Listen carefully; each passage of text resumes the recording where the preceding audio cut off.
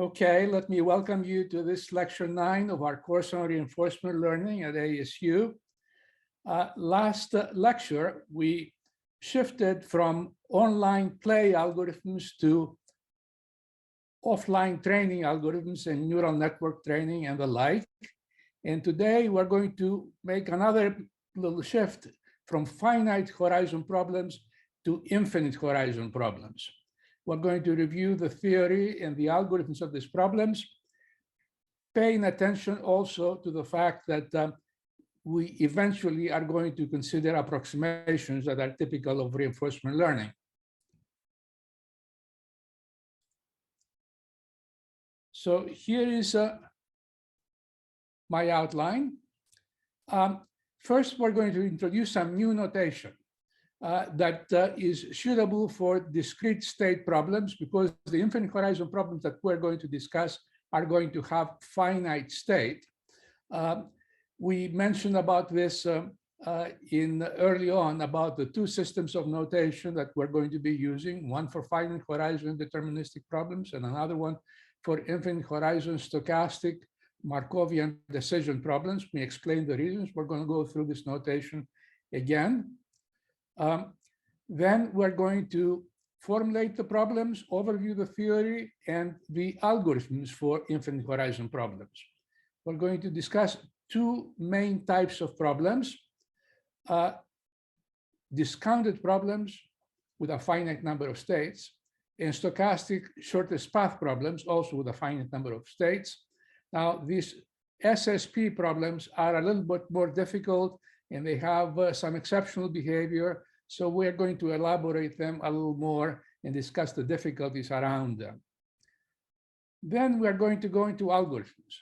There are two principal algorithms here that we'll focus on: approximate value iteration, and its approximate version, and policy iteration. First, the exact version, and then the approximate version. Then we're going to discuss some performance bounds, both local and global, around these methods. So we are going to, let's go first into generalities about infinite horizon problems. Okay, so first of all, why do we want to use an infinite horizon? After all problems, all practical problems are finite horizon. It may be that the horizon is very long, but it's still finite. So there are a number of reasons for that. First of all, an infinite horizon may be a good approximation for the case where the horizon is finite, but very long. Now, another nice thing about infinite horizon problems is that their theory is more elegant. Their notation also is less clumsy, less complicated. And also there's a lot of intuition around their theory and their application. And so all of this is nice. They are also more intricate mathematically, which is nice if you are a mathematician. If you're not a mathematician, it may not be so nice. But in any case, that's the case, that while finite horizon problems are relatively simple from a mathematical point of view, infinite horizon problems involve substantial mathematical complications, although the problems that we're going to discuss are not very complicated. They're the most nicely behaved problems in this landscape. So that's one good thing about infinite horizon problems: elegance in notation and theory. And now, another major advantage of infinite horizon problems is that there are some nice algorithms that apply primarily to infinite horizon problems.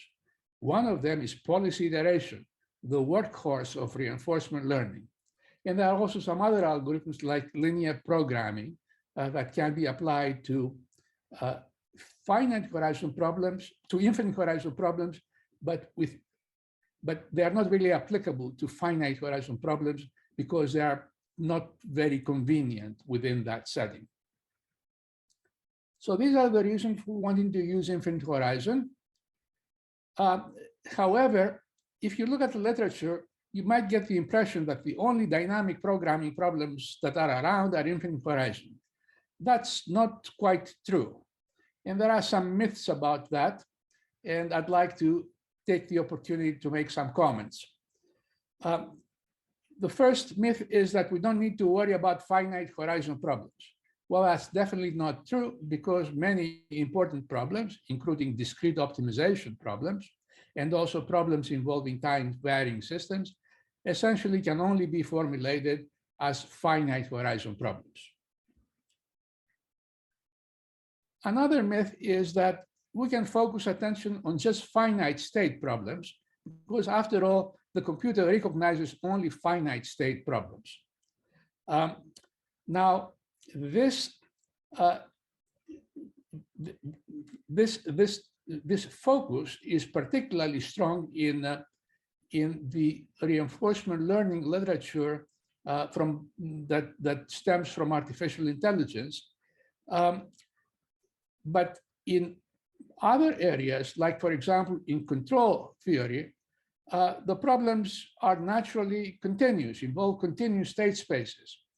And now you might say, well, if I have a continuous state space or a continuous control space, I can discretize that and end up with a finite state problem. However, the discretization issues are very tricky, and often when you pass from an infinite state problem to a finite state problem, a lot is lost, including you may throw away the baby with the bathwater type of thing. Another myth in this area is that we can focus attention on just stochastic problems, Markovian decision problems. Well, that's definitely not true, because many practical problems are naturally deterministic. Think, for example, deterministic shortest path problems, or deterministic discrete optimization problems. Other problems are formulated as deterministic, even though in reality they may be stochastic, because the deterministic setting affords some conveniences, namely it exploits there's a more effective deterministic methodology that can be used. And with a deterministic formulation, we're able to exploit this methodology. So what will we do? Well, we will focus on well-behaved problems, finite state Markov decision problems, either discounted or stochastic shortest path under favorable assumptions. These are the sort of standard problems in the field, and also they are relatively simple, so that the mathematics are relatively simple and reliable, so that we can afford the time to look at them in some detail. If we were to go to more complicated problems, we would not have the time to do so in any depth. On the other hand, we are going to mention here and there exceptional behavior, and particularly in this lecture. And I don't want you to get lulled into thinking that only well-behaved problems are of interest. There are many problems that arise in applications that are not so well-behaved, and it's a challenge both for the practitioner and the theoretician to understand what is going on and how they should be dealt with. So with this introduction now, I'm going to go into the video from the from last year's lecture on this subject. And then I'm going to be stopping at strategic points to ask for questions that, and then I'll also have some comments at the very end. So let me now switch to the video. You've seen this slide before. This describes the infinite horizon problem. It involves an infinite number of stages, an infinite horizon, transitions from x0 all the way to infinity, a system equation that determines the transition from a state x to a state xk plus 1. The transition mechanism does not depend on k. The problem is stationary. It involves a stationary system. And X is the, as usual, X is the state, U is the control, W is a random disturbance, which probability distribution depends on X and U. We're going to be looking at stationary policies that do not depend on the time index. In other words, all the control functions of the policy are the same, regardless of the stage we're in. There are constraints that are again stationary, and the cost of a transition is as before, but there's also discounting. Alpha is a discount factor, which is a positive number between 0 and 1, and could be 1. And this is the cost of the K stage. And the cost of a policy mu is obtained by taking the n stage cost, the finite horizon cost, and taking their limit as n goes to infinity. This is a number that corresponds to the initial state, and it corresponds to the policy through mu. Of course, all of this is random. The expectation here is with respect to the uncertain quantities, the WKs, and so on, as before. And that's the definition of a stationary policy mu. And I'm sorry, this is the definition of the cost of the stationary policy mu. It's a cost function, as like the ones we have been dealing with so far. And the optimal cost function is obtained by minimizing over all policies for any given initial state. Now back to alpha is the discount factor. If alpha is strictly less than 1, then the problem is called discounted.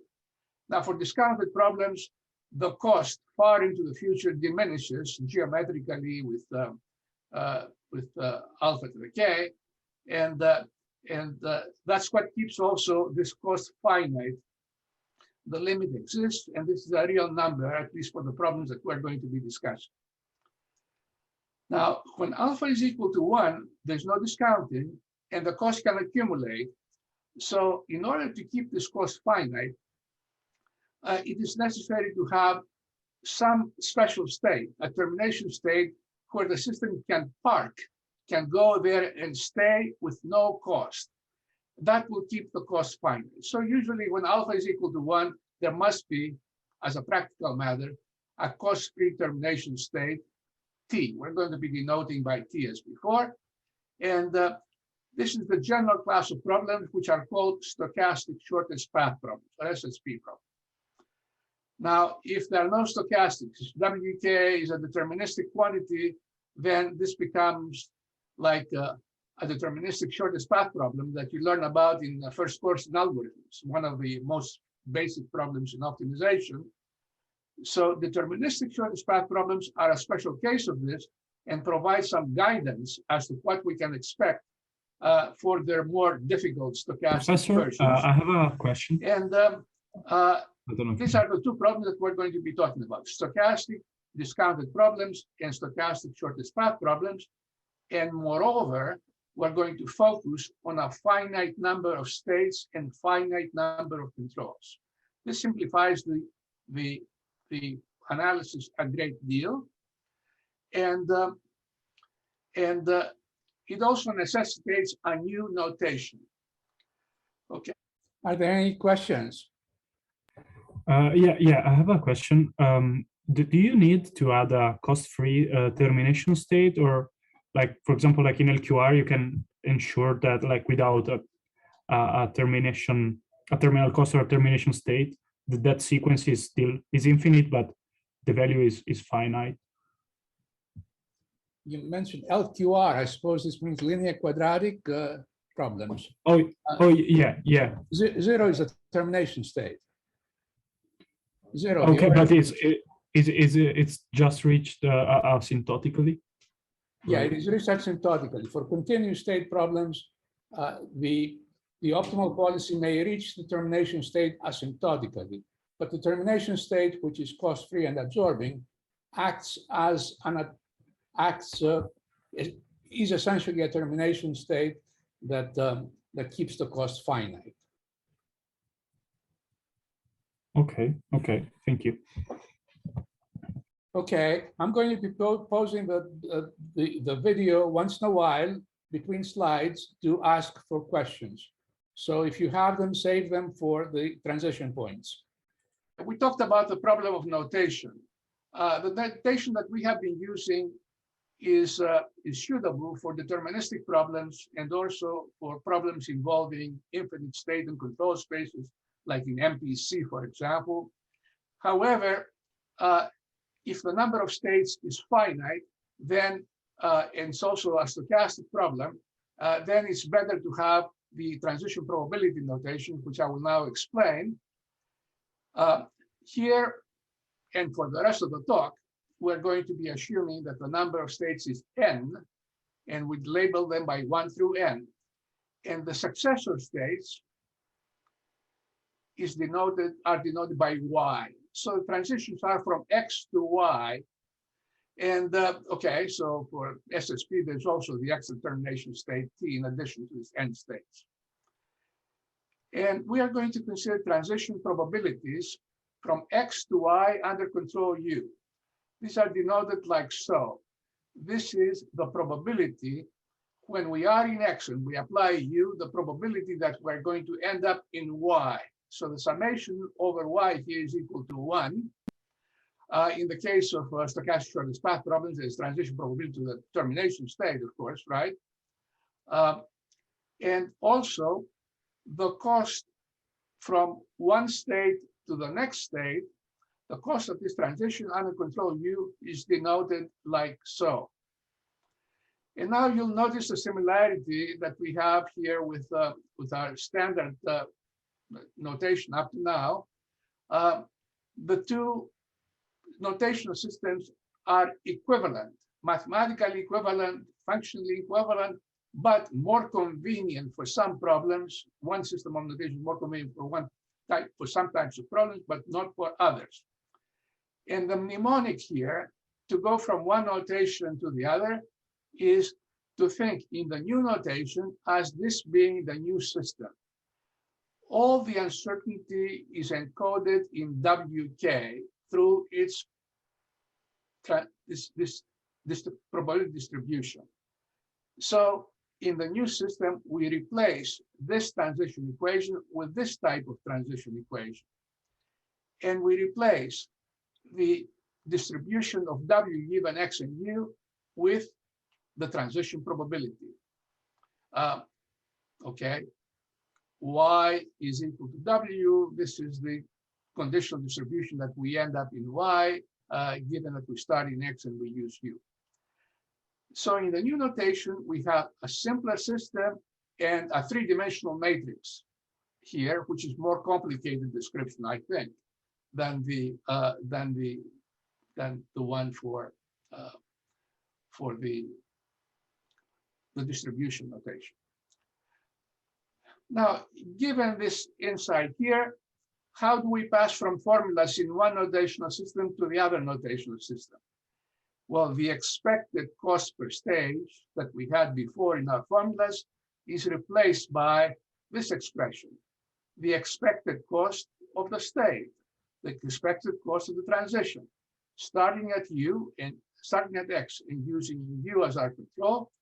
The probability of going to Y is this one, and it weighs the cost of going to Y. So this is the correspondence. And similarly, expected cost to goes in the previous notational system are replaced by this formula. Expected value of the cost of the next state, given that we start at X and we use control U. So with this mnemonics, Bellman's equation for discounted problems in the new notational system looks like so. This is a system of equations for the optimal cost values. J star is a vector now of n values. Remember that n states here. So these are n equations with n unknowns, the values J stars of 1, J stars of 2, up to J stars of n. And look at this expression here. It involves minimization of the first stage cost plus the discounted optimal cost to go from the next state Y. Okay. So we're going to be looking at this expression a lot. This is Bellman's equation for discounted problems. And for stochastic shortest path problems, a similar equation, but we have to take into account the termination state. There is also part of the expected cost is the portion that deals with the termination state. So this is the conditional expected first stage cost, conditioned on the fact that we go to the termination state. And this is the conditional expected cost, conditioned on the fact that we don't go to the termination state. So this is overall the first stage cost. This is the optimal cost to go, and it's the usual minimization here. And it is again n equations with n unknowns, the J stars of the states. So this is what this is how our notation is going to look like. I'm sorry about the confusion, but in my opinion, there's no way to avoid using two different notational systems, because this notational system is good for stochastic problems with a finite number of states, but it is absolutely horrible for problems with infinite state and control spaces, and particularly deterministic problems. It just simply doesn't make sense to put all of your description in one basket, okay, these transition probabilities, when there is no uncertainty in the problem. So this is the best notational choice that I can come up with. And I don't think it's very difficult to get used to it, and these mnemonic conventions will help you in this regard. Are there any questions? Are there any questions here?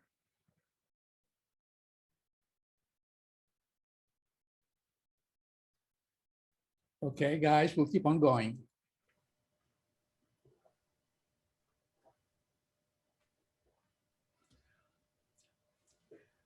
Okay, so now let's summarize the theory and the algorithms and preview what we can expect to see.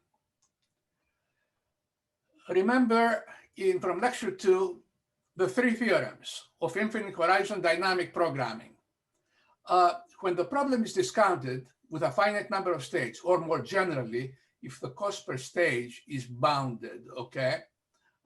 This is true certainly if the number of states is finite and controls is finite. Now, in this case here, the entire exact theory goes through with no exceptions. I mentioned that we expect these 3 theorems to hold, but there are some exceptions. Well, for the case that we're going to consider here, the discounted case with a finite number of states, there are no exceptions. Everything works out very nicely. This is the nicest problem of stochastic infinite horizon dynamic programming. Now, what are the 3 theorems? The first theorem deals with convergence of the value iteration algorithm. The value iteration algorithm computes sequentially the optimal finite horizon costs with larger and larger horizon. J case of x is the optimal cost of the k stage problem with terminal cost approximation J0. And it is obtained by cranking the dynamic programming algorithm forward, accounting also for the discount factor. First stage to go, cost to go from the previous, the k stage horizon problem, we obtain the optimal cost to go for the k+1 horizon problem after minimization here. So this is value iteration, a very fundamental algorithm. It's just an infinite stages version of the dynamic programming algorithm that we know and love. Okay, Bellman's equation. This is the equation, and the theory says that you can expect that J star solves this Bellman's equation. And in the case of discounted problems, this is the unique solution. J star is the unique solution of this Bellman equation. So that's a nice thing. And the third theorem says that if you minimize in this expression here, of the Bellman equation with J star here, then you obtain an optimal policy. Moreover, if you have an optimal policy, then it must attain the minimum here. This is an if and only if statement. So these are the three theorems. You expect them to be true. They're not always true, but in this particular case, they are true. Moreover, there is another Bellman equation that's focused on a single policy, a given policy mu. It takes this form here. We simply take away the minimization. There's only one policy and substitute mu of x in place of u here. And this is an equation that is solved uniquely by the cost vector of J mu, of the policy mu. Now, the difference between this equation and that equation is that this one is linear. It's linear in the variables J mu. And whereas this one is non-linear because of the minimization operation here. So this can be solved by MATLAB, by Gaussian elimination, any one of your favorite linear algebra methods. On the other hand, remember that we are interested in problems where the number of states is potentially huge, in which case the MATLAB algorithms go out the window, okay? You have to use some other kind of method to solve this equation approximately, either by iteration, possibly by value iteration actually, or by some other method, simulation as you need them, and so on. So this is the theory for discounted problems and the value iteration algorithm. And the other major algorithm is policy iteration, which we have covered in one way or another, and today we're going to look at in more detail. It is intimately connected with a rollout operation. It generates a sequence of policies, and at the typical iteration, we have a base policy. We evaluate it by solving the corresponding, by getting the J mu values that we need, and then we do a policy improvement operation, which is minimization in the Bellman equation, but with J mu in place of J star. We can compute far more easily J mu than J star. That's why we prefer to minimize in Bellman's equation with J mu. Now, this policy improvement gives us the rollout policy, and if we make this the base policy for another iteration, again, we can loop infinitely around this loop, generate a sequence of policies. And the important fact is that for the problems that we're going to be discussing, and generally we expect that policy iteration yields in the limit an optimal policy. For discounted problems with a finite number of states, it will actually terminate in a finite number of iterations. You will find an optimal policy in a finite number of iterations in its exact form, of course. Now, you have policy iteration and value iteration. Value iteration is a little cheaper it's quite a bit cheaper to implement than policy iteration, but policy iteration is much faster. It is connected to Newton's method for solving Bellman's equation, as we have explained in lecture 2. It's a very important insight, both for rollout, because rollout is a single iteration of Newton's method, and also for the speed of convergence of policy iteration. And so policy iteration, if you can implement it, if you can have it, is much faster. And if it's exact, it gives you the optimal policy. However, in reinforcement learning, we have to deal with approximations because the problems we're looking at are very challenging. And very often we have to resort to simulation, typically around the policy evaluation step. There are a number of simulation methods, and we have discussed simply averaging samples of state and cost pairs to calculate the values of J mu that we need by Monte Carlo simulation. But there are also other algorithms, and a lot of the reinforcement learning theory deals with these algorithms. There is a nice mathematical algorithms with intricate analysis and sophisticated properties. And One class of methods which played an important historical role, but we're not going to cover it in this course, is the class of temporal difference methods, TD methods. You'll see a lot of literature about them. These TD methods provide an alternative method, an alternative possibility for doing this policy evaluation, either exactly or approximately using simulation. Okay, now when it comes to approximate implementation, we have discussed also value and policy networks and their training using data, cost, state and cost data to train neural networks to approximate target functions, which are this JNU, and policy networks that use state control data to approximate target functions that are policies. And we noted also that these policy networks can be viewed also as classifiers, so they can benefit from software and algorithms that are known in classification theory. So approximate policy iteration operates like exact policy iteration, except we use value data to train a value network here and policy data to train a policy network here. And then we obtain an approximate rollout policy, and we may stop here if we want to do just approximate rollout, or we can go into a loop and generate multiple base policies and corresponding rollout policies. Now, the important thing to remember is that the first iteration of this loop can be used for approximation in value space.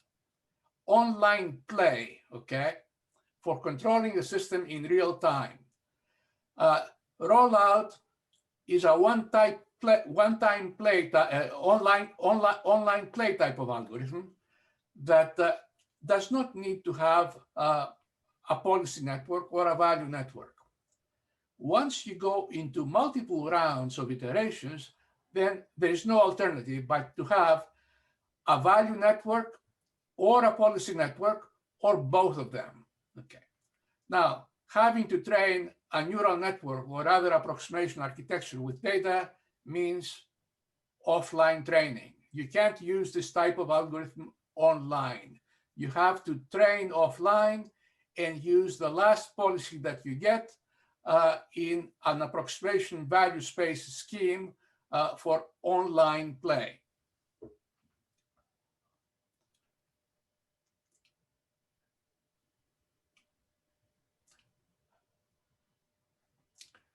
So we have covered the three theorems and the two algorithms of value iteration and policy iteration for discounted problems. Now we're going to go into Stochastic shortest path problems and look at counterparts. Are there any questions?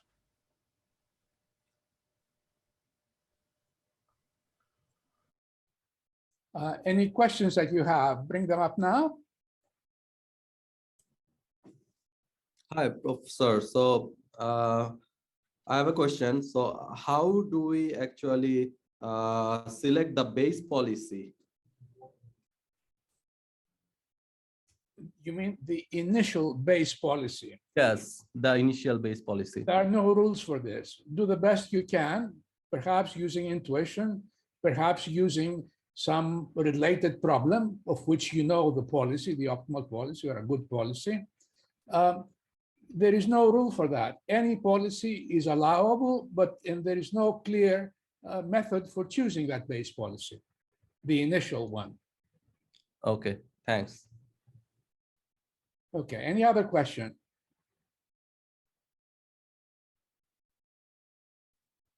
Okay, we'll keep on going. Maybe you guys know all this already, given all the stuff that we went through.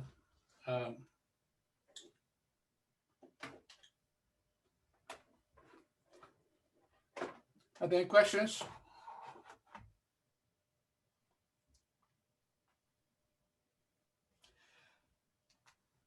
Okay, So now we're going to go into stochastic shortest path problems with finite spaces, finite states, and finite control. And I'm going to give you the main results. Now, there's an assumption in stochastic shortest path problem that's the most favorable. And this is that termination is inevitable under all policies.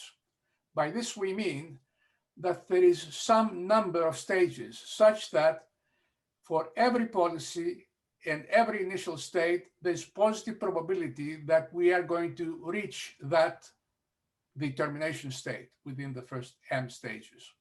Now, M may be 1, maybe 10, maybe 100, maybe 1,000,000, but there is a number such that the termination state is reachable with positive probability for every policy and every initial state. That's what this assumption says. Okay.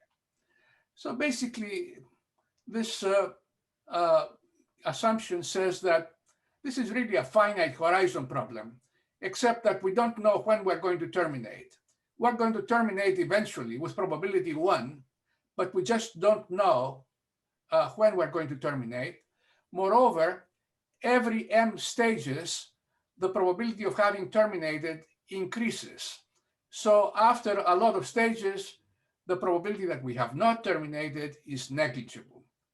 So this is really a finite horizon problem, and this also manifests itself in the line of proofs, the mathematical proofs that you use under this assumption. The analysis is relatively easy, and the results that you get are the 3 theorems with no exceptions other than this assumption. Value iteration converges for all initial conditions. And note now that the value iteration involves the additional expected cost to reach the termination state from the conditional cost of reaching the termination state from X under control U. Bellman's equation similarly involves that cost, and J star solves this equation and is a unique solution of this equation, and the optimality condition is that mu is optimal if and only if mu attains the minimum in this expression. So everything goes through under this assumption, and moreover, the analysis is easy enough to be the basis for the analysis for discounted problems. Here's the line of analysis. The idea is that SSP are easy to analyze, easy to understand, and discounted problems may be a little bit, but discounted problems can actually be transformed into SSP problems. There's a certain equivalence, so that we first analyze SSP, and then the results for the discounted problem fall out for free. So that's the point here. A discounted problem can be converted to an SSP problem with termination inevitable, so that the theory of the preceding slide applies. Okay, so this is our original discounted problem. This is the Markov chain corresponding to U, the transition probabilities between the different states. And when we are at X and we apply U, this is the expected cost per stage, except for the discount factor. Now we're going to formulate this stochastic shortest path problem, where we introduce an artificial termination state T, and at every stage, for every state, there's a probability 1 minus alpha. Alpha is less than 1, so this is a positive probability of going to T from any state. And conditional that we don't go to T, the probabilities of going to the other states are according to the original transition probabilities. So when we are at X, there's a probability of alpha pxy u to go to y, and a 1 minus alpha probability to go to t. And the probabilities add up to 1, of course, as they should. Now, I claim that this stochastic shortest path problem is equivalent to this discounted problem in the sense that the costs of policies are equal in both problems, and the optimal policies are the same in both problems. What's the reason for this? Well, what is the cost of the kth stage for the discounted problem? It is this expected cost times alpha to the k.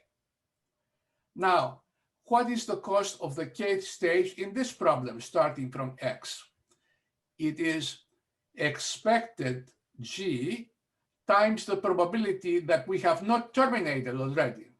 But that probability, times the probability that we have not terminated, which is alpha to the k. So the cost of the k stage for the SSP problem, probability we have not terminated, times the regular cost that we would incur at x given u. So the transitions are the same as long as we have not terminated, and the costs are the same as long as we have not terminated. So the two problems are equivalent. They have the same cost. It's easy to see that. And also the same policies because the structure of control is the same within the two. So here how we get proofs for the discounted case. Start with the SSP analysis and get the discounted analysis as a special case. It's immediate almost. Now, this line of proof applies to finite state problems, which are the ones that we are going to consider in this lecture and in this class. On the other hand, if you have a more complicated problem, for example, involving an infinite number of states, still discounted, this line of analysis does not work. The reason is that there is no easy theory for stochastic shortest path problems with an infinite number of states. So the SSP theory is restricted to finite state problems. And therefore, for infinite state problems, you need a different line of analysis. And this involves contraction mapping ideas. The idea that the Bellman equation operator is a contraction mapping from a function space into a function space, the function space of cost functions into the same cost function space. Now, this takes us a notch further along the mathematical ladder, and that's why I have preferred to go along this line here. But this is an important line of analysis. And for those of you who are interested seriously in this field, particularly its mathematical aspects, is something that you should look into. Okay, so now what we're going to do is go into stochastic shortest path problems and weaken the assumptions a little bit and see what may happen after that. Are there any questions so far? Okay, I'm pausing for any questions.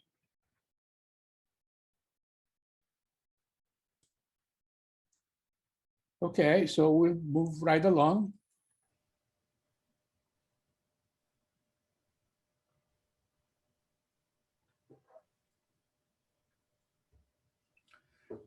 Okay, guys, moving right along.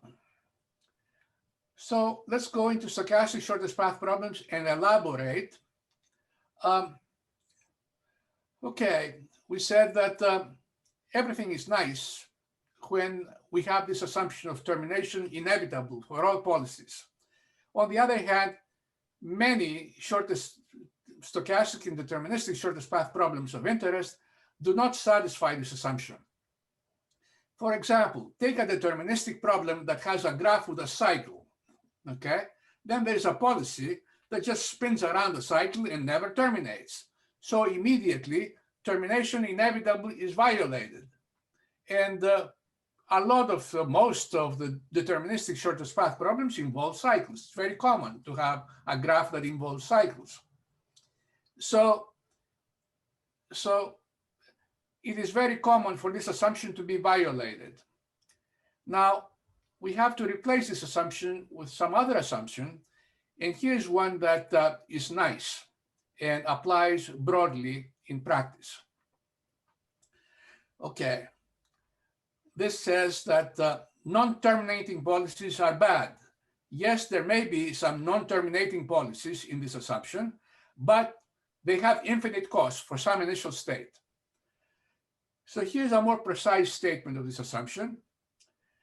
It requires that every policy that does not terminate with positive probability has infinite cost for some initial states. In the context of deterministic shortest path problems with cycles, we require that there is positive cost of going around a cycle, so it's not optimal to spin around. It's the thing to avoid. So this is one part of this assumption. And the second assumption is that there exists at least one policy under which termination is inevitable. This is necessary to keep the cost finite, among other things. So it is always possible to reach the destination with probability 1. That's what it says. However, there are some policies that don't do that, but these policies are bad and they have infinite cost for some initial states. So this is the assumption, and it's a reasonably substantial extension of the theory, and it requires some sophistication in its analysis. It requires, you'll see a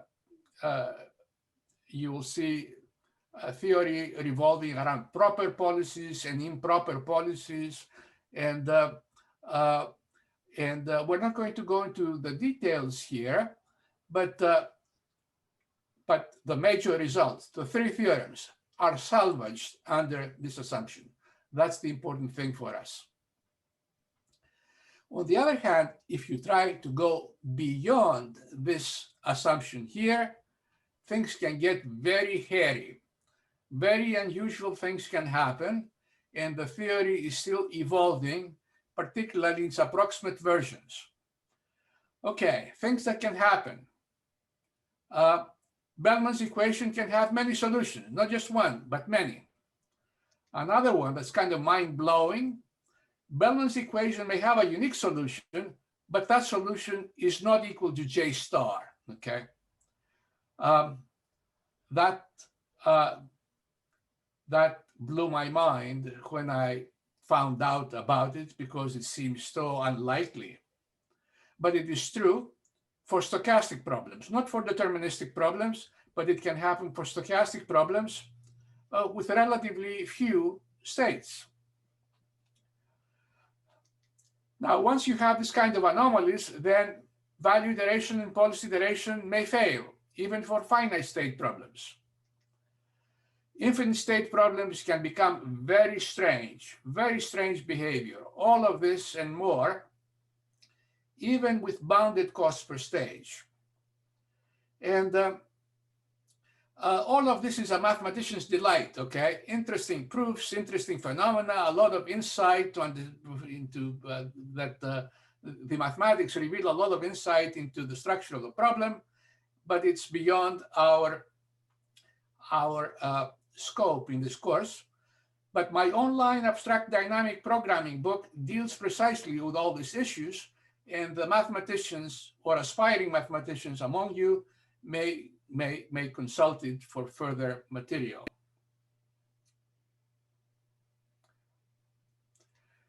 Okay, so now let's take an early break. I'll take a 15-minute break, and that will give you a chance to think about some challenge questions. Here is a tricky stochastic shortest path problem, actually deterministic problem. And it's the simplest deterministic problem that you'll ever find. One of the simplest problems in optimization, actually. Here's the problem. You have one state plus the terminal state, and you have two actions. This action keeps you in the same state and costs A. This action leads you to the terminal state and costs B. So there's only one decision to make as far as stationary policies are concerned, and it fits our framework, right? a finite number of states, a termination state, deterministic transitions, and given costs. So there's a Bellman equation associated with it and all the other stuff. On the other hand, consider the case where this cost here is 0, okay? So spinning around a cycle costs you nothing. Then it may be optimal to just spin around the cycle, right? Particularly if B is positive, that would be the only optimal policy. So let's look at, okay, the other thing is that this policy here violates the non-terminating policy are bad assumption. Why? This is a non-terminating policy, but it has cost 0 if A is equal to 0. So it doesn't have cost infinity from the one initial state that we have here. Okay, so this example violates our assumption. And here's Bellman equation, right? Bellman's equation is a one equation with one unknown. Why? Because there's only one state. And this unknown is J's of 1, okay? And it involves, the right-hand side involves minimization between the cost of control of this control, which is B, and the cost of this control, which is A, plus J's of 1, okay? The cost to go from the state where you land. Okay, now Bellman's equation has multiple solutions. And the reason is explained here. This figure here shows you Bellman's equation. This is the right-hand side of Bellman's equation, okay? And this is the left-hand side of Bellman's equation. So this equation has multiple solutions. And you can easily see also that the value iteration algorithm converges to J star. J star is equal to A here, right?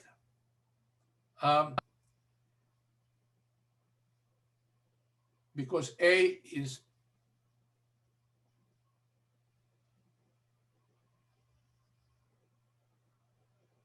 if B is positive, then it's equal to A. If B is negative, then it is B. Okay.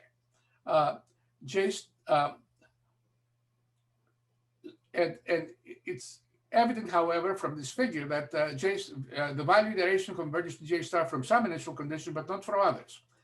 Now, what I want you to do in this 15 minutes is to verify the statements here, assimilate the character of this figure and the problem, and consider the cases where A is positive, A is 0, and A is negative. What's happening in these three cases? What assumptions are satisfied, and what's going on with Bellman's equation? What's going on with value iteration? What is J star? What's the solution set of Bellman's equation? One solution, multiple solutions, no solutions? What is the limit of the value iteration algorithm? Okay, this is the value iteration algorithm, right? It iterates with this mapping here. And what does it do? Does it converge to something or not? So are there any questions here? Okay, guys, we're taking a 15-minute break, but before we do so, are there any questions so far? Professor? Yes. I was just wondering, like, so what are the extensions to SSP that lead to such unexpected behaviors? Like you mentioned, the further extensions of SSP could lead to these complications. So what sort of extensions are we talking about here? Well, SSP problems can have a finite number of states, which is what we have examining here, and also infinite number of states. If we go to infinite number of states, the behavior can be very hairy. So let's not go into that. But with a finite number of states, this example provides you with illustrations of what can happen. In the good behavior is obtained where non-terminating policies are bad, okay, which is A greater than 0. But in practice, you may have shortest path problems, deterministic or stochastic, where there are cycles like here, not as simple as that for this problem, but cycles perhaps involving multiple nodes, where the cost is around the cycle is 0 or even negative. This will happen if arc costs have positive or negative, are either positive or negative. Some arcs have positive cost and some other arcs have negative cost. These are the dangerous problems where tricky behavior can occur. However, in algorithms courses where you're getting taught about deterministic shortest path problems, you'll see that the standard assumption there is that all the cycles have positive cost. This is the assumption under which the standard algorithms work. Right. Okay, but there are other problems where this assumption is not satisfied, and these are the ones that have tricky behavior. And if you go into stochastic shortest path problems, then there's a richer variety of unusual behavior. Okay, thanks. Okay, guys, so we'll see you in exactly 15 minutes. Okay, guys, we'll be coming back shortly. I'm going to start the video again. Okay. Okay, so what we want to do now is look at this simple problem with one state and the two controls. And we want to examine the three different cases where A is positive, 0, or negative. And what happens with Bellman's equation? What kind of solution does he have? About the value iteration algorithm, starting from an arbitrary J0. How does it behave? So what if A is positive? Okay. So who wants to discuss this case?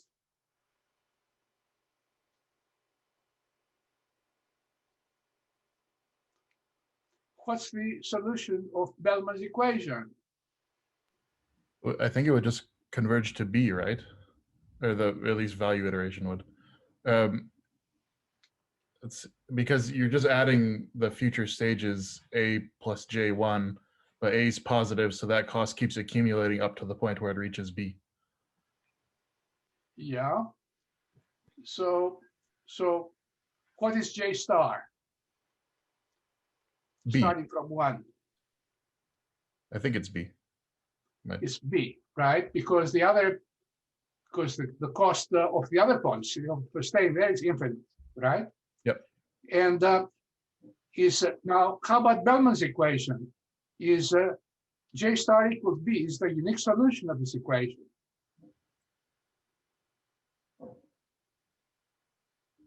I think so. Can we tell from this figure or a modification of this figure?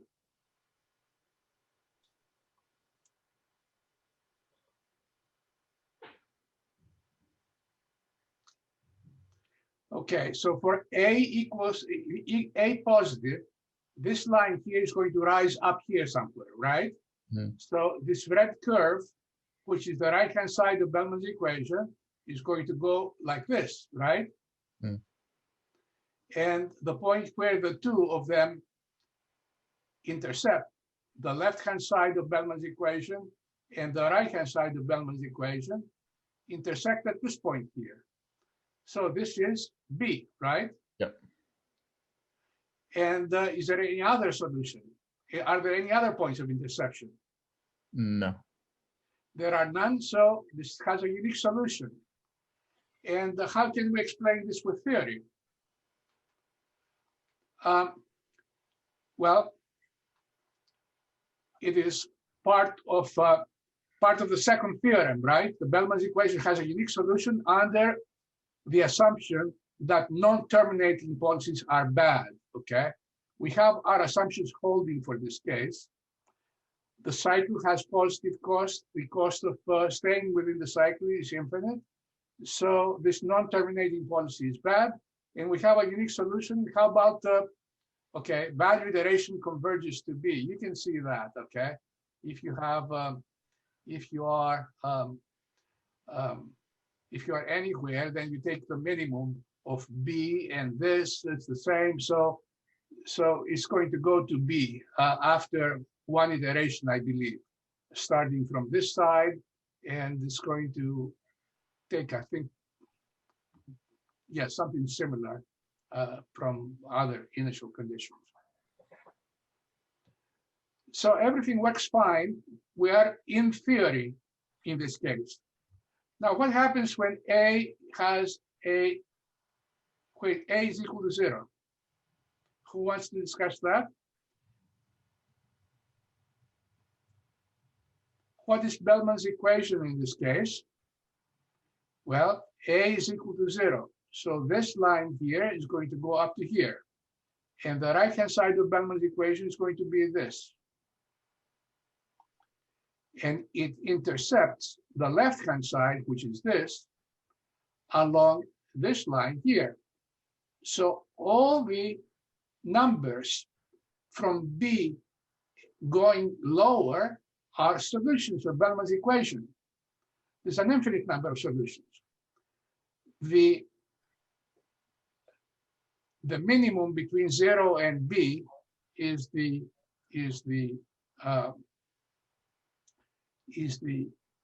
J star, okay? And you can, okay, for first principles, it follows. Bellman's equation for A equals 0 is this one, and the solution set is from B to minus, from B to minus infinity. Now, the value iteration algorithm has this form, okay? A is equal to 0. It converges to B starting from higher values. You can see that from, okay, in a number of ways. But does it have a unique limit? Suppose we start at a different starting point. Suppose that we take as a starting point any one of these solutions here, okay? Then all of the solutions of Bellman's equation are fixed points of this iteration. This iteration is not going to move if it starts at one of its solutions. So the value iteration algorithm will converge to B only if it started from initial conditions higher than B, but it will not move from a starting value less than B.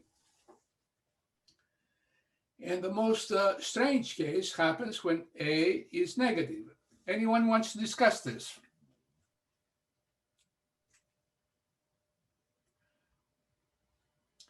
A negative is shown here in this figure.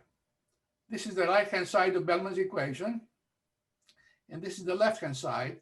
They don't meet at all. There's no solution to Bellman's equation. All of the assumptions, of course, that we have are violated. Non-terminating policies are bad. In fact, the non-terminating policy is optimal here. And the optimal cost is minus infinity. And okay, strangely, value iteration diverges to this minus infinity. But this is, of course, outside our theory, because in our framework, all policies must have, okay, this cannot happen. J star should be, Bellman's equation is an equation in real numbers. Okay, now, I know that this is a very strange example, but it's also a very revealing example. And I want to ask you as a homework to go through this example in detail. It's actually very simple to do that. And it's very revealing and may also dispel some of the preconceptions that you may have about the nature of our results in dynamic programming and reinforcement learning. In more complicated stochastic shortest path problems involving infinite state space, involving these cycles and so on, if you try to use a reinforcement learning algorithm on that type of problem, it's going to go crazy, okay? It's not going to do anything. And you're going to be scratching your head as to why it's happening. but what's happening can also be understood in terms of this simple example here, which is thus very suitable for sharpening your understanding and into what we are doing.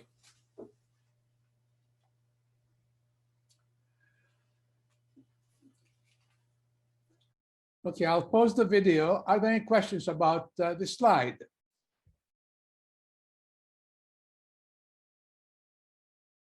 As you see in the previous offering of the course, there was quite a bit of discussion, and I still want to ask you to take a look at this example and try to understand it, and as a homework, try to explain all this different behavior that we just alluded to here without fully explaining.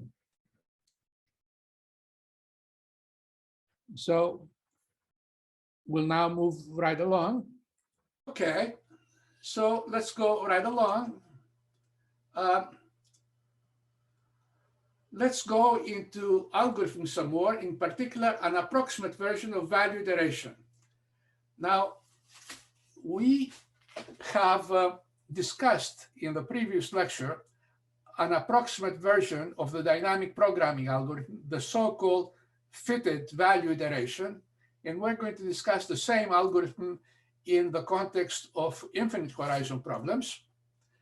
And this is fitted value iteration. Now, the exact value iteration algorithm for the discounted problem, we're going to focus on the discounted problem from now on for the most part. The value iteration algorithm is given by this equation. From J0, which is arbitrary, it generates J1, and then J2, and so on. And each time it applies a dynamic programming operation. Each time it finds the optimal cost of a finite horizon problem with length of horizon one more than what it was before. Now, how can we do approximations of this algorithm? Well, what we can do is do this minimization approximately and then call the result the new iterate. So we start from J tilde 0, then generate J1 tilde by minimizing here within some delta, okay? So this minimization is exact within some delta, and delta is the maximum tolerance over all states. And then we go to J2, again making an approximation error of delta, and go forward. This is exactly the same kind of algorithm that we discussed with neural network approximations and coding these J tildes. In fact, one of you asked the question, do these errors accumulate? Well, in a finite horizon context, they accumulate a finite number of times. But in an infinite horizon context, they do accumulate. And now I'm going to give you an example of how they can accumulate. Okay, first of all, a theoretical result, a fake theoretical result. If you assume this condition, then you can prove that the error, the long-term error between the iterates of this fitted value iteration and the optimal cost is bounded by delta over 1 minus alpha. It's a positive number proportional to delta. So this result says that if this condition holds, then the long-term error that you will incur over an infinite horizon is delta over 1 minus alpha. On the other hand, this result assumes that this is true. It always assumes that you can minimize within delta. And strangely enough, this may not be possible when errors accumulate. So this result may not be meaningful for some natural methods because it may be difficult to maintain this equation over an infinite horizon because errors accumulate and the J tilde sequence may become unbounded. So let's give a simple illustration of that, one of the classical examples of reinforcement learning and approximate dynamic programming. We start with some J tilde 0, and we let J tilde k be generated by using some parametric architecture. We'll give an example of that. And given the parametric architecture, we obtain a parametric approximation, J tilde K, using a least squares fit, the natural thing that you would do.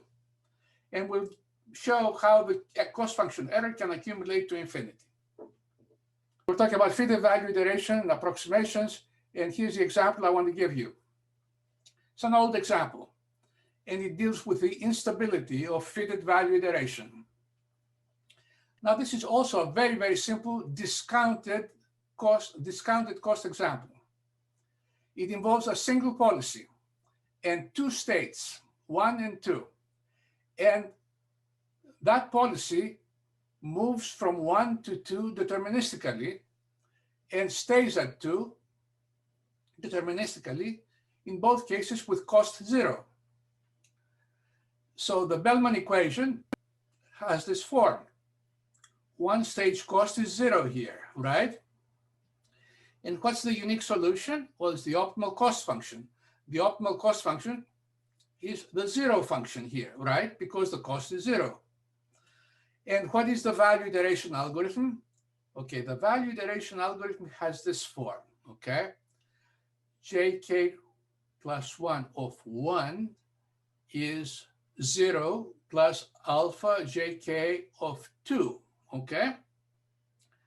Now at state 2, value iteration gives you 0 plus alpha jk of 2 because you stay at 2, okay? jk's of 2 is on both sides of this, on the right side of both of these equations, right? And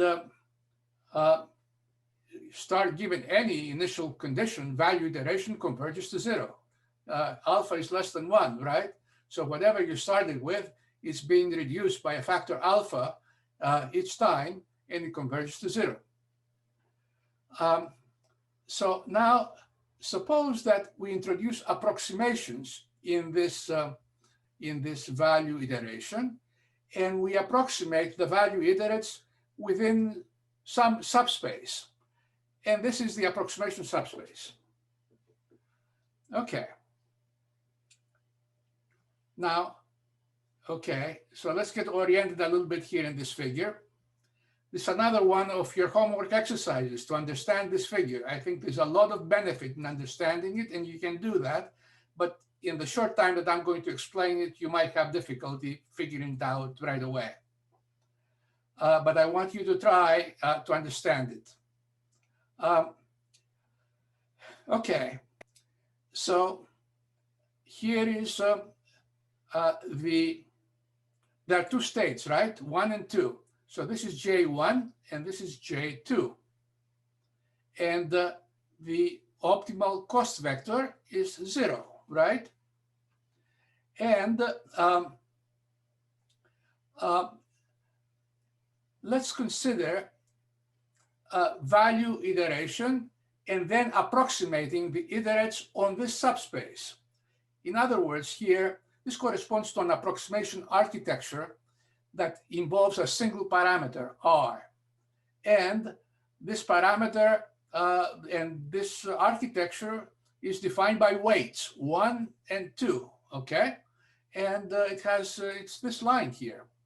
So we approximate a two-dimensional cost function, 2 states, on a one-dimensional subspace. That's what this approximation will do.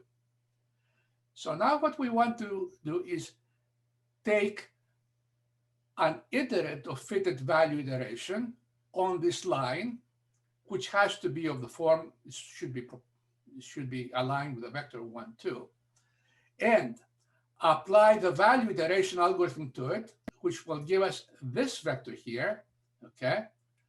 Now the value iteration algorithm multiplies by alpha, the second component. The second component of this vector is 2rk. So it's multiplied by alpha to get both of the components. That's value iteration starting from this point here. Gives you this. And now what do? We approximate this on this approximation subspace. So we fit it by projection. That's least squares approximation, right?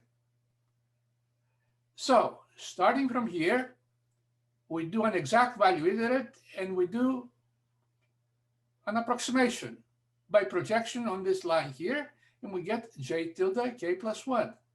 But now what I started and what I ended up with are going further along this line in that direction rather than in that direction. In other words, from here, I don't get any closer to where I want to go, but I get further away. And if I do the same thing from this point, I'm going to get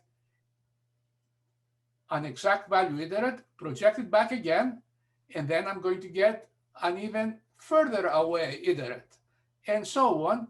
And the iterates diverge of value iteration, and the errors to J star, of course, accumulate over time.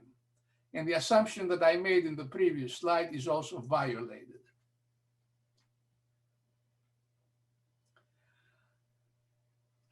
Okay, are there any questions about this and how the algorithm fails?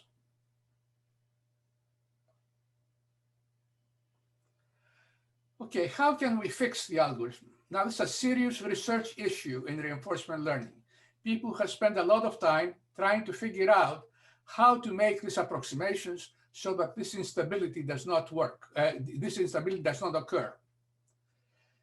Okay, here we have used orthogonal projection on the approximation subspace, but it is also possible to use a different kind of projection with a weighted projection that has that doesn't go at a 90-degree angle onto the subspace, but rather it goes somewhere else. It goes like that. It's an oblique projection.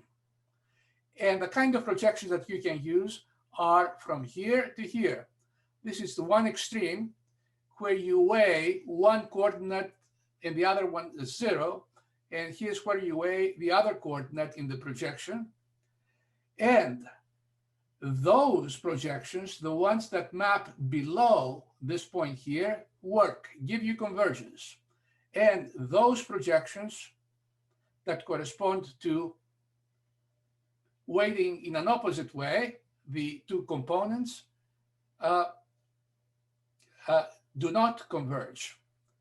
So, okay, now how can we control these weights of the projection? Well, the weights of the projection are actually related with sampling rates. How often do you sample when you do things, approximations with neural networks and least squares fit and so on, using more samples of one component versus using more samples of the other component, you can control this.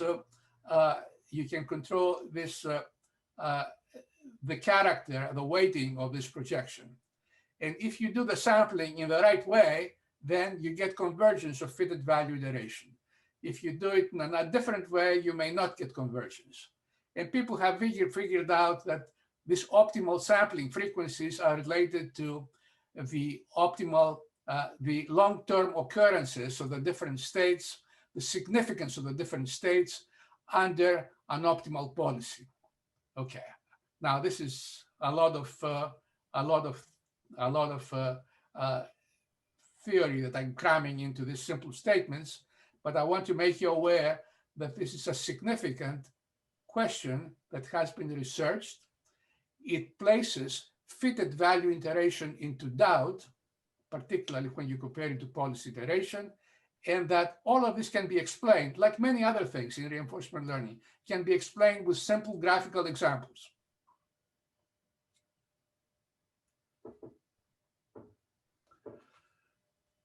Questions?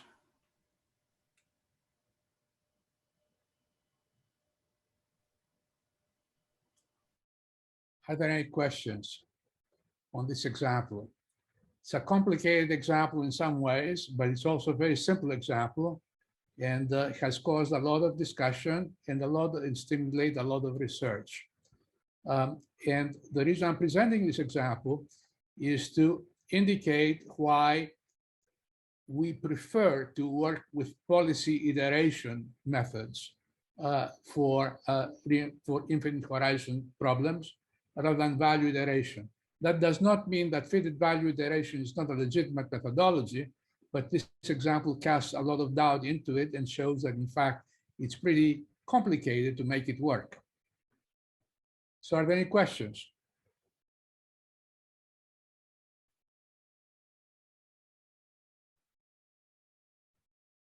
Okay, we'll move right along. Okay, so now let's go to policy iteration, which is our main, the workhorse algorithm for this course. We have seen it before. It generates a sequence of policies starting from a certain policy. We evaluate it in some way, and then we generate an improved policy by policy improvement, and we keep going around the loop. There are two phases: policy evaluation.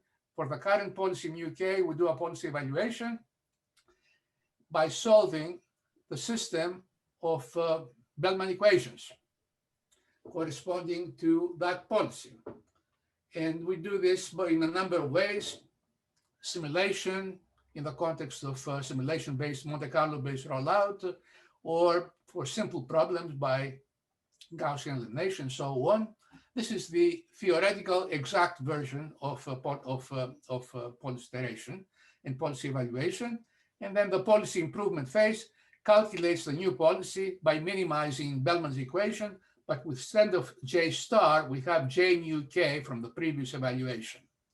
Okay, so we've seen this before. That's the exact form of the algorithm. How does it work? Well, here's the theorem. The exact form of policy iteration generates an improving sequence of policies. In other words, every new policy is better than the preceding policy uniformly for all states, and also the sequence terminates with an optimal policy. The reason being that, okay, once the algorithm generates the same policy or the same cost, it stops. And this theorem says that it will find an optimal policy in a finite number of iterations under our assumptions, which are a discounted problem with a finite number of states. Okay, now I want to outline the proof here, and part of your homework, again, you delivered the last homework last Sunday.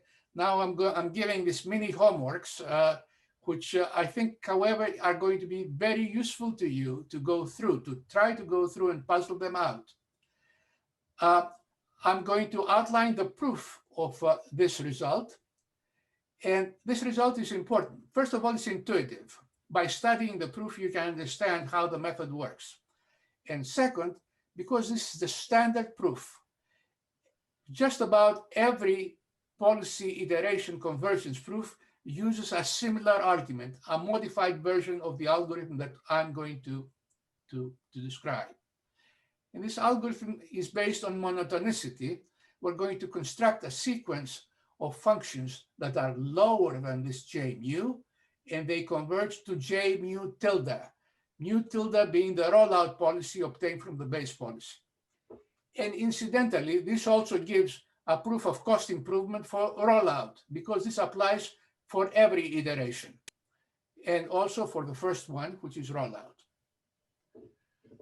So here's the key construction. We have mu, right? And we can generate mu tilde by policy improvement. And let's call Jn the cost function of a policy that applies mu tilde for the first n stages, and then applies mu after that for the remaining stages to infinity. Okay? So now we can calculate this Jn, by the way, by value iteration, starting from J mu and going backwards for n stages. So mu satisfies this Bellman equation uniquely. And what is J1? J1 is the cost obtained by applying mu tilde for the first stage and then mu after that. Now I claim that this is less than J mu. J1 is less than J mu uniformly. Why is that? Well, by the policy improvement equation, because mu tilde is obtained by minimizing this expression with the mu sub x replaced by u. Therefore, mu tilde, this expression here, for mu tilde is going to be less than this expression here. So it follows from the policy improvement equation that we have a first inequality. And now I'm going to cascade those inequalities going backwards. I'm going to go to J2 and I'm going to prove that it is less than J1 and less than J mu. How so? Well, J2 by definition is the result of applying mu tilde for two stages. So it's the same as applying mu tilde for one stage and then taking J1 as a terminal cost approximation, okay? Because J1 is the result of applying mu tilde for one stage and then applying mu after that. So J2 is equal to that.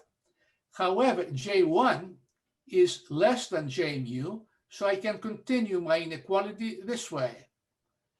So I have, this is now equal to J1, right? So J2 is less than J1, which is this, which is less than J mu, as I proved earlier. So I have this relation holding for all x. And I can go backwards. It's really what we call a monotonicity argument, generating a monotone sequence of functions that starts with J mu and goes downward for all n and for all x. On the other hand, Jn, what is Jn? Is the cost function of a policy that applies mu tilde for the first n stages and mu thereafter. So it's the result of value iteration after n steps of value iteration. We know that value iteration for mu tilde converges to J mu tilde. So this sequence of functions is going to convert to J mu tilde. Therefore, J mu tilde is less than J mu. This is the proof of cost improvement that I'm looking for. It uses a value iteration algorithm to generate a monotonically decreasing sequence of functions that converges to J mu tilde.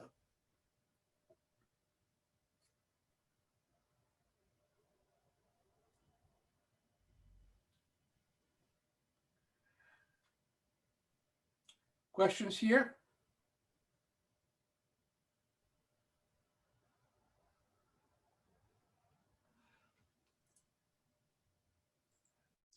Are there any questions?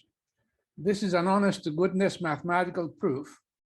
And incidentally, in addition to proving that the cost functions of the generated policies decrease monotonically, it also proves termination with an optimal policy, because there's a finite number of policies, and if a policy is repeated, then the algorithm stops with an optimal policy.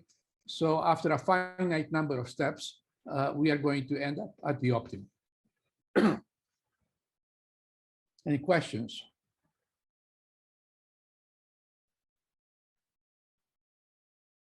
Okay. Okay, so this is an important proof, perhaps the most important proof around policy iteration, but also it's important additionally because the line of proof applies to just about any kind of policy iteration algorithm. And here's one that we're going to discuss right now, optimistic policy iteration. Now, just as approximate policy iteration or exact policy iteration for a single, the very first iteration is rollout. Optimistic policy iteration consists of truncated rollout. Just as policy iteration consists of repeated rollout, optimistic policy iteration consists of a repeated truncated rollout, whereby the rollout is for a given number of steps, and then a terminal cost function approximation is used. Now, optimistic policy iteration is very important in reinforcement learning. It comes in all kinds of algorithms, in all kinds of contexts. And we have seen the context of truncated rollout, but it also, the ideas apply in other contexts as well. So let's see how it operates. Okay, now to do truncated rollout, you need a base policy and you need a terminal cost approximation. So each iteration starts with mu k and jk and generates mu k plus 1 and jk plus 1. Given the typical pair, we do truncated rollout with this base policy and this cost function approximation. How do we do that? Well, we do mk steps of rollout using mu k. We start with the terminal cost approximation and go back several times, iterating with the policy mu k to obtain the cost over mk stages. So start with this, generate mu case of 1, then mu case of 2, and so on for all states. So that's the policy evaluation. The policy improvement is standard. Given this result of the policy evaluation, we minimize in the standard policy improvement equation to obtain the new policy. Again, this is exactly what truncated rollout does. One step look ahead plus mk steps of rollout with the given the current base policy plus terminal cost approximation. So this is obtained by policy improvement, and this is the new terminal cost approximation that corresponds to this minimization here. This is optimistic policy iteration, and it's just repeated truncated rollout with this particular scheme for terminal cost approximation. And the convergence of this, a similar convergence result holds for this optimistic version of policy iteration, using essentially the same argument as for the standard policy iteration. Again, we generate a sequence of decreasing functions and using monotonicity arguments, and we prove convergence in a similar way. It's a standard pattern. Okay, here's another type of policy iteration, multi-step policy iteration. It's like the standard version, except that it uses multi-step look ahead for policy improvement rather than one-step look ahead. So given the typical policy, we do the standard policy evaluation, calculate the cost function of that policy by solving the corresponding Bellman's equation. Then we do policy improvement, but with L step look ahead. In other words, we solve the L stage problem with terminal cost function J mu k. And if this is the optimal policy of the problem, we take the first component of this L step policy, and that's our new policy, and we throw away the rest. We have gone through algorithms like that before, and we give it a name. Now we call it multi-step policy iteration. And there is, of course, the easier case of multi-step rollout that we have seen. Now, what's the motivation for this? It's the same old motivation as for multi-step look ahead. We may get better policies with multi-step look ahead rather than with one-step look ahead at the expense of having to go through a more complex policy improvement involving L steps as opposed to one step. Now, the convergence results for this is exactly the same as for standard policy iteration. Convergence in a finite number of iterations to the exact optimal cost function in an optimal policy. And the proof argument is also almost the same as the proof argument I gave you. Now, there are also various combinations of policy iteration algorithms. Optimistic multi-step, okay? And again, it admits a similar convergence analysis.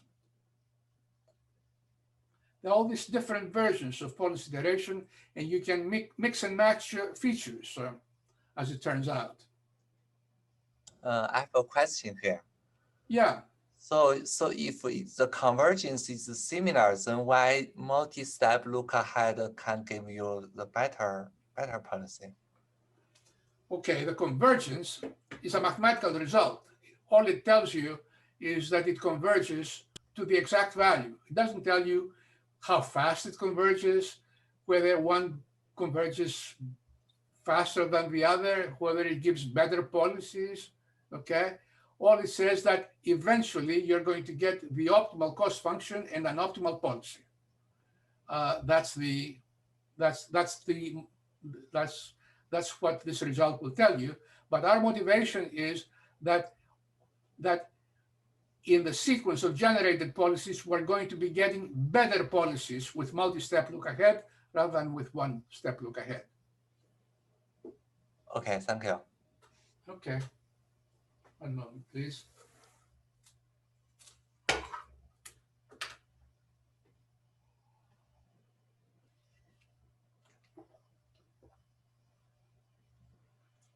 Okay, now let's go to approximations. Here's an enriched version of our standard figure that describes all the different variants for policy iteration and for rollout if you do this only one time. There are the three approximations. There's approximation, the minimization, a simplified minimization, and an example of that we have gone through is multi-agent policy improvement. I'm going to discuss that, by the way, in the next lecture as well, where we do an approximation to this minimization operation. Then there's approximation of this expected value. Okay, this involves an expected value here. We may do an approximation using our standard schemes, adaptive simulation, and so on. And then there are the various approximations of the J mu, the cost function of the current policy. And this can involve rollout with possibly inexact simulation, truncated rollout, which is what we call the optimistic policy iteration. We can use parallel rollout. We haven't discussed this in the context of policy iteration. We have discussed in the context of rollout, but it is possible. If you maintain multiple policies, then you can use something that's the minimum of the approximations of these multiple policies. And another possibility is through problem approximation, aggregation in particular, that I hope that we will have time to discuss in our last lecture. So there's a broad spectrum of rollout and policy iteration variants, and you can mix and match approximations to get a rich variety of methods that may fit better or worse your own particular problem. Moreover, this is for one step look ahead. There's also a multi-step look ahead version. The multiple policies version is this one here, uses J tilde as the minimum of several cost function of policies, perhaps with approximations. Okay, you can do this either in one iteration or multiple iterations, and the approximate policy iteration algorithm generates a sequence through repeated approximate rollout. Now, as I mentioned earlier, approximate rollout needs offline training, and either for a policy network to do this rollout, or with a value network to approximate the cost function. And, okay, it may use some of this stuff here. For example, you may use multi-agent policy improvement offline, training offline a neural network. Okay, so now our last topic is error bounds. Here, we do a lot of approximations in the minimization, approximations in the cost function of the base policy, other stuff here. Can we say anything about the limit or the error incurred by these successive policies generated by policy iteration? When you do approximate policy iteration, you generate a sequence of policies, and none of these policies is going to be optimal. They're going to be suboptimal to a certain degree. can we say something about how suboptimal they're going to be in the limit as you add more and more iterations? So this is an important question, and it is addressed with error bounds, and there's a lot of error bounds in the literature. Now, the error bounds themselves are not important. What's important is what they tell you about the behavior of methods. Some error bounds are more detailed than others, but they capture fine details of the method that you don't have time to observe, you don't have opportunity to observe, and you can't really understand. The bounds I'm going to give you are among the earliest ones, perhaps the earliest ones, and the simplest ones. And they are important because they mirror practical behavior. And here's the first bound. It has to do with approximate non-optimistic policy iteration. So we generate a sequence of policies with policy evaluation and with policy improvement. Let's assume that the policy evaluation error is within delta, okay? In other words, you have the base policy mu k at a given iteration, and you consider the evaluation of that base policy, which you use in one step look ahead. Now, this may not be the same because of neural network approximations, because imperfect simulation, and so on. We don't examine the source of the error, but we assume that the error is within delta, maximized across states.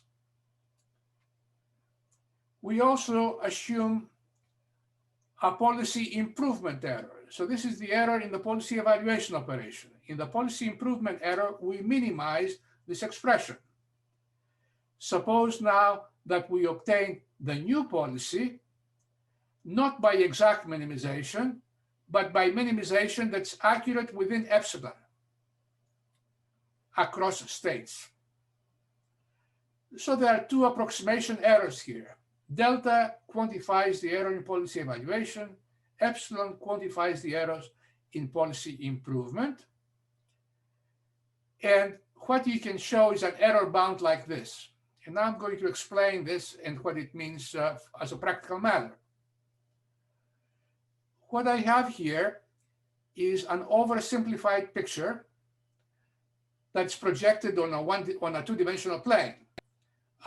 We look at J star, we are represented by a single number. So let J star is this level here, the optimal cost. And these are the costs that are generated, that correspond to the different policies generated. This is the initial policy. Of course, it is worse than the optimal, right? And this is the degree of suboptimality. Then we obtain at iteration 1 a policy mu1, and its cost is this one here. At iteration 2, a policy mu2, this cost, and so on. So we obtain a sequence of costs. We are not guaranteed that this sequence is going to be monotonically converging to J star. This is only true for exact policy iteration, not for approximate policy iteration with these errors. However, what we can prove is the following, that asymptotically, as the number of iterations increases, this is K, the number of iterations, then you are going to come within a zone, an error zone of the optimal, and you're going to stay there. And the width of that zone, uniformly for all states, is given by this expression. It's proportional to epsilon, it's proportional to delta, and it's inversely proportional to 1 minus alpha squared, okay? Alpha, remember, is the discount factor, less than 1, but sometimes pretty close to 1. So this denominator can be killing you, okay? Can be a very, can make the bound very large. Now, this is what the theory says. And in practice, this error bound is pessimistic. Usually the error is smaller than this. However, there are examples where this error bound has been shown to be tight, exact. So this is a worst case bound that can be that is attained. What else can we say here?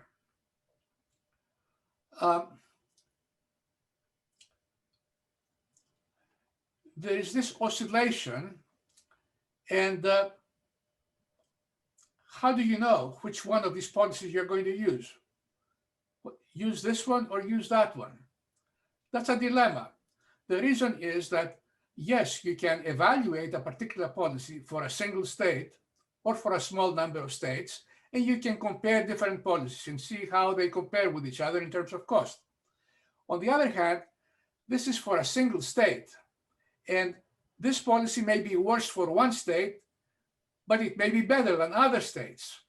So it's not very easy to select a policy out of this sequence that's generated to use as your final policy. You have to do quite a bit of experimentation afterwards. So that's one point to keep in mind. Why is this bound important? After all, we don't know epsilon and we don't know delta. So we can't use as a quantitative measure of the performance of our approximation scheme. This number here is not important in its magnitude. What's important is that there is such a bound. In other words, this says that this policy iteration algorithm is stable in the sense that it eventually stabilizes within some finite error. It doesn't go off to infinity like the fitted value iteration does. The other thing that's important about this bound is that it mirrors practical behavior. In practice, approximate policy iteration works like this. You get typically monotonic improvement for the first few iterations. Usually the first improvement is the biggest one, which corresponds to rollout. And then you get oscillations eventually. A small size oscillations or not so small size oscillation, and different kind of oscillation for different states. So this error bound reflects practical behavior and gives you just about all the insight you're going to obtain from error bounds. It says it's proportional to epsilon, proportional to delta, and inversely proportional to 1 minus alpha squared. Are there any questions here?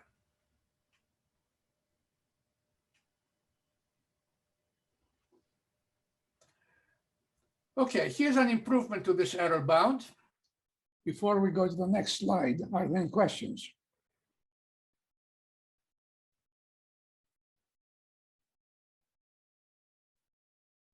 Okay. Suppose that you use approximate policy iteration, but the policies somehow converge, so that the mu k's are not oscillating back and forth, but rather they go to some policy and then they stop there, or they approach some policy. Then there's a better error bound. And this error bound involves a 1 minus alpha factor in the denominator less. Whereas before we had square here we have only to the first power. And given that alpha is pretty close to 1, it's a significant improvement. And so if you can have the generated policy to converge, then you obtain monotonic decrease to something that's within this error zone. On the other hand, typically, you have oscillations in approximate policy iteration. Certainly this is true with alpha 0, certainly it's true with backgammon. In most cases, unless you use a particular type of method for policy evaluation, which has some properties, then you're not guaranteed convergence. On the other hand, there are some methods where convergence of policies is guaranteed. And one of them is using aggregation. I mentioned this, I mentioned several times aggregation. I promise I'll say something more before the course is over. But as a preview, if you use aggregation for policy evaluation, then you get this better bound and this better behavior. Now, there are other policy iteration methods, multi-step, optimistic, and so on. It's almost all of them are like this, okay? They just differ by the error zone, and they differ by particularities, how violent the oscillations are, and things like that. So that's what you should be looking for in approximate policy iteration as a check as to whether you're doing the right thing. You should be getting monotonic improvement in the beginning, typically, and oscillation afterwards. Interestingly, when the field is still young, people were getting these oscillations, but they were not reporting them because they thought that their method is wrong, that their software has bugs. But eventually, it became understood that oscillations were the norm and not the exception, or the result of a method flaw.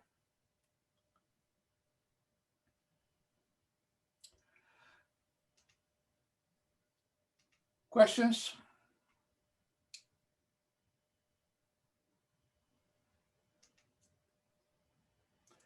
Okay, I'm going to give you one more error bound, which is more complicated. This does not have to do with policy iteration. It has to do with rollout, truncated rollout with multi-step look ahead. It's one of our favorite algorithms, and it has an error bound that says something about how it works. So let's consider truncated rollout with L step look ahead minimization, followed by rollout with a base policy for M steps, and then followed by terminal cost function approximation J tilde.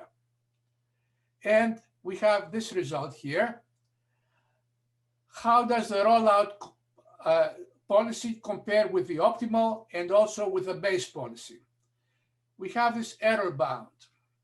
Okay, so what does the right-hand side here, what does the left-hand side here involve? Okay, this denotes norm, the maximum norm. So this is the maximum difference between J mu tildes of X and J stars of X, maximum over all states. The maximum norm is a legitimate measure of error between the performance of the rollout policy and the optimum. And this satisfies the following inequality that involves L, the number of steps for look ahead. The more look ahead you have, the better off you are in terms of this bound. It involves M, the number of steps that you use for rollout with the policy. The distance between the cost function approximation and the cost of the base policy. The distance between the cost of the base policy and the optimal. All of this play a role in this bound here. Of course, if you were not to use cost function approximation, terminal cost function approximation, this term would go to 0 here. And if you're lucky enough to get a base policy that's pretty close to optimal, then this would also go to, it will be near 0. Okay, so this is error bound between rollout policy and optimal policy. And there is also a cost improvement bound. Given the base policy, how much can you improve it, okay? This gives the cost of the rollout policy compared with the cost of the base policy, and the error bound involves M, the number of steps, and the distance between the terminal cost approximation and J mu. In particular, if you use exact rollout, where J tilde is equal to J mu, then you get the cost improvement inequality. The standard cost improvement inequality, the basic property of the rollout procedure. So again, these bounds are not very useful in practice, because how can you calculate this term? Surely you can't calculate this term because you need to know J star. You can't bound it, you can't calculate it. Similarly, you can't calculate these terms here. So that these are not quantitative bounds, but they are qualitative bounds in the sense that they tell you what you can expect from the method that you implement as you change various parameters of the method. As you change L, the more the look ahead is, the better off you're going to be. The longer the rollout is going to be, the better off you're going to be, according to this bound. For large values of M, this may not quite be true. So one should not take these bounds too literally. One should check them against practice. But I think that the fact that they enter, L and M enter these calculations is helpful. Finally, as you would expect, if the base policy is closer to the optimal and this error is small, then you should be getting better performance from the rollout policy. And as the terminal cost approximation is close to J mu, you'll be getting close to exact rollout, and you will be getting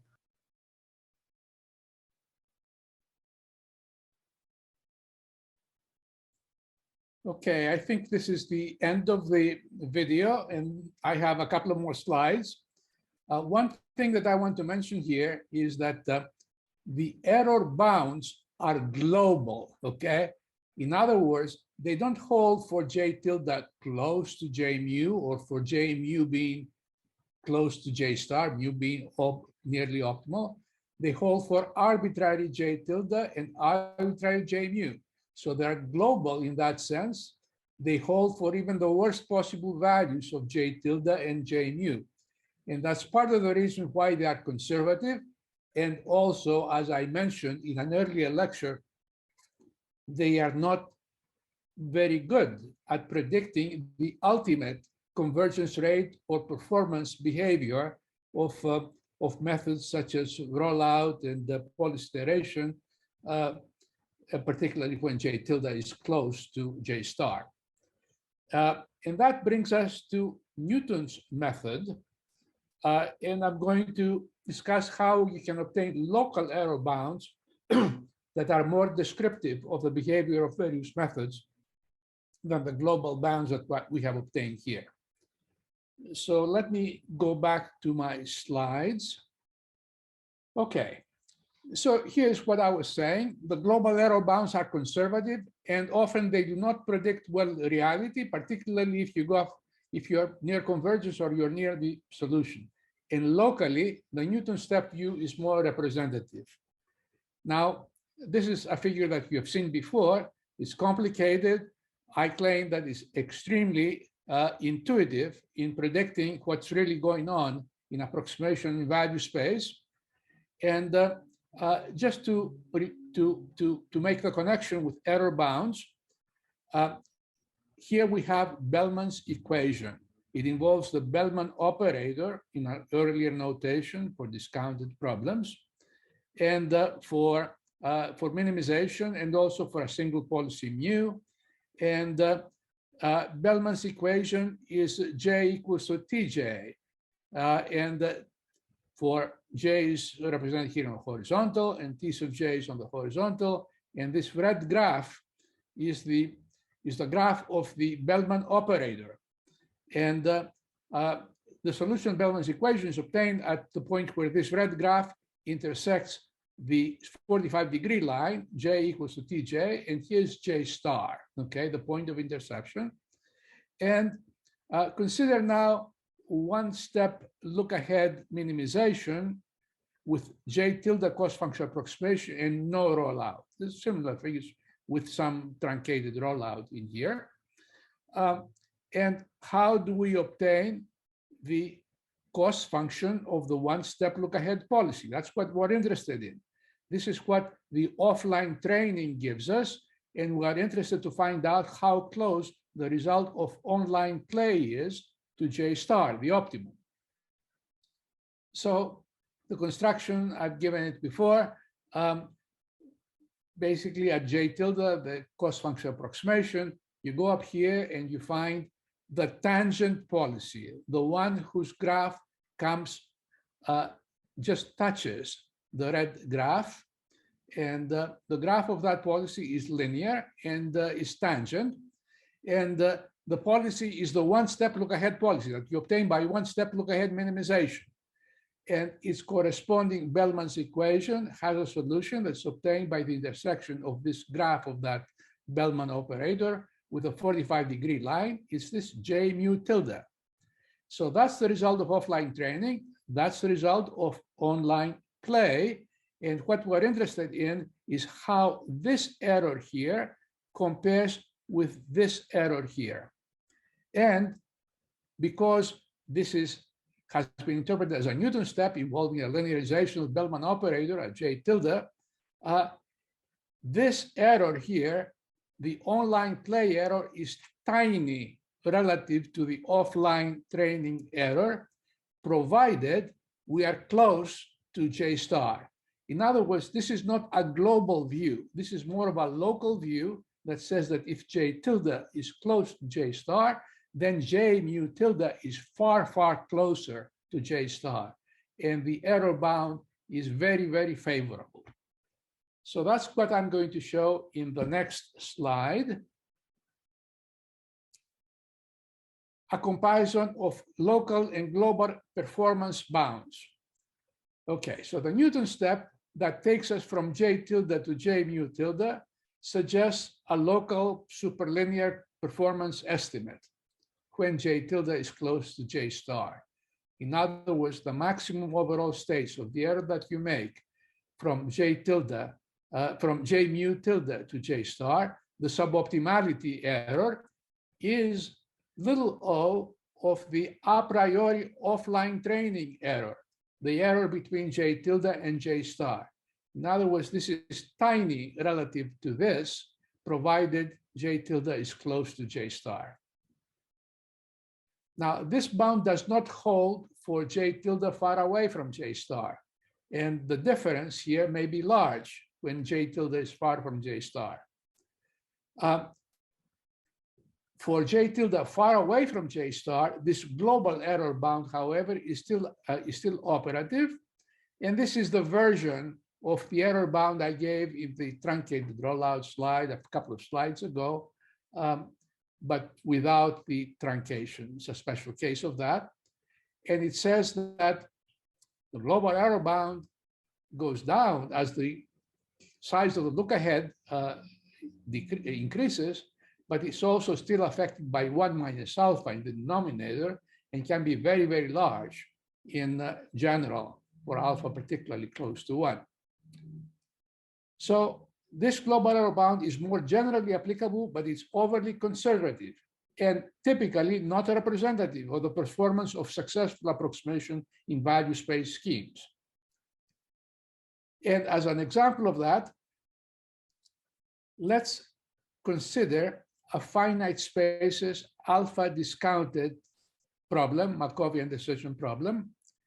Then it is possible to show rigorously that mu tilde is optimal, the exact optimal policy, provided this quantity here is sufficiently small. This can be explained by the fact that the Bellman operator is piecewise linear for a finite spaces alpha discounted problem. So if J tilde is close to J star, you hit the correct linear piece. And with one step look ahead minimization, you obtain the optimal policy. So in this circumstances, the global performance bound is way off. It's just meaningless, completely out of proportion of reality, out of relation to reality. Whereas this error bound is operative, and in fact, due to the favorable structure of the alpha discounted MDP problem with finite numbers of states and controls, is even more favorable than this expression suggests. It is, you hit the optimal in just one step. even though there are approximations involved.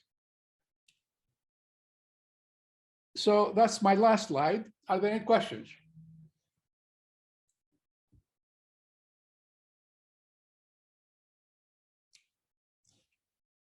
Okay, we covered today theory. I wanted to get a little closer into the theory, a little more deeply into the theory of infinite horizon problems, and to sensitize you that there are easy parts to the theory and also far more difficult parts that as the field progresses are likely going to become, the more difficult parts are likely to become more prominent and more of a concern. Now, what we're going to do in the next lecture is go some more into issues of approximate policy iteration and also its variations. Discuss the method of Q-learning and how it connects to optimistic policy iteration, Q-learning both exact and also with approximations. Then discuss various special settings like multi-agent problems, and also pay some attention to issues of parallel and distributed computation. Our technological landscape is changing very fast to the better. Parallel computation is already and will be even more prevalent and accessible. So a lot of the operations involved in this reinforcement learning algorithms are parallelizable and can take advantage of parallel computation. So we're going to talk about various methods of using parallel computation into this methodological landscape. And finally, I'm going to talk a little bit about a couple of case studies that illustrate the theory. So that's it for this lecture. Are there any questions?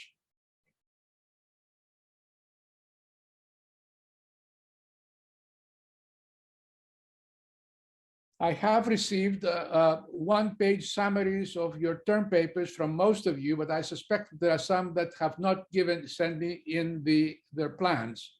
So please do that if you have not done so. And we'll see you next week.